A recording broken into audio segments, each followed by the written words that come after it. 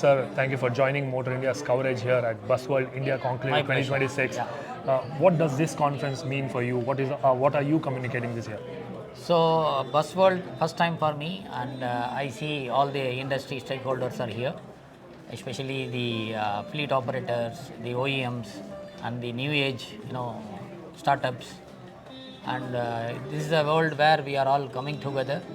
We also have the message from the bus world, from the other countries as well.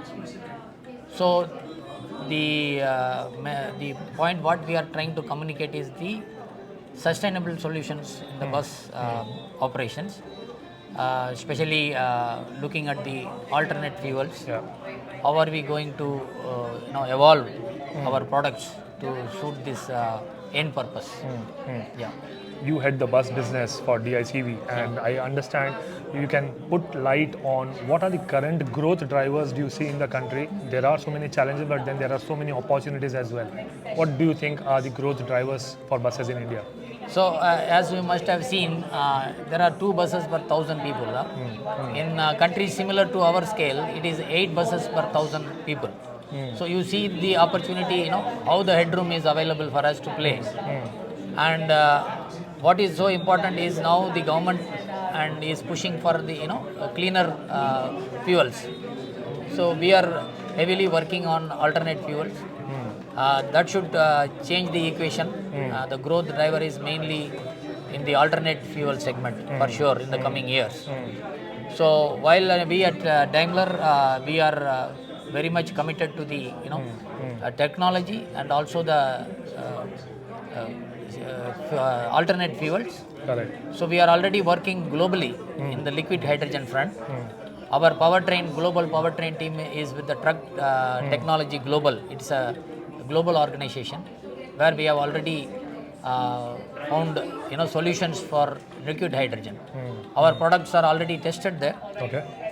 Even the commercial trucks have covered more than 1,000 kilometers in a single charge.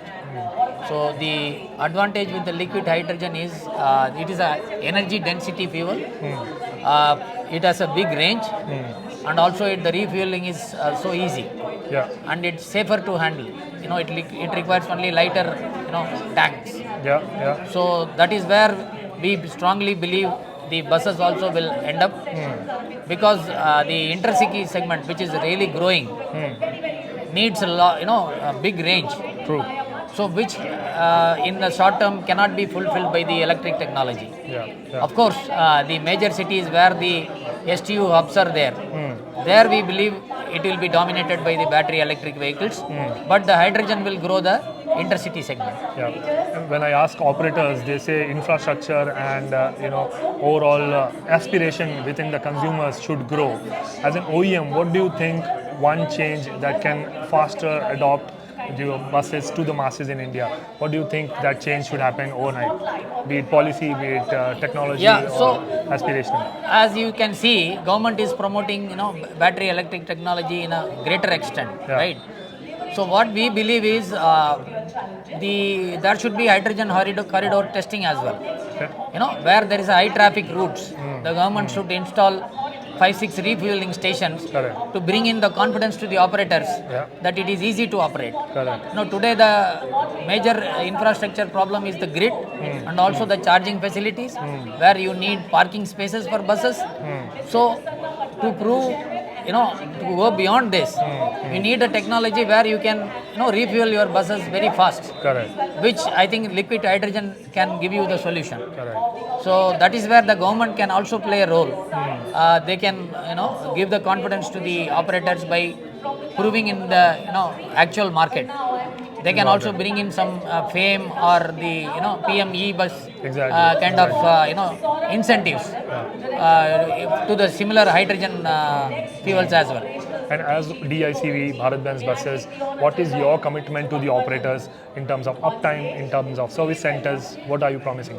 So as you can see, the GCC model, where the the revenue risk is with the government, what differentiation finally it comes is the uptime, the vehicle life cycle life cycle cost, and also the serviceability. Correct. What kind of powertrain you provide so that the operator is reliably running the buses on the road. Uptime is high. Uptime is high, and the parts availability.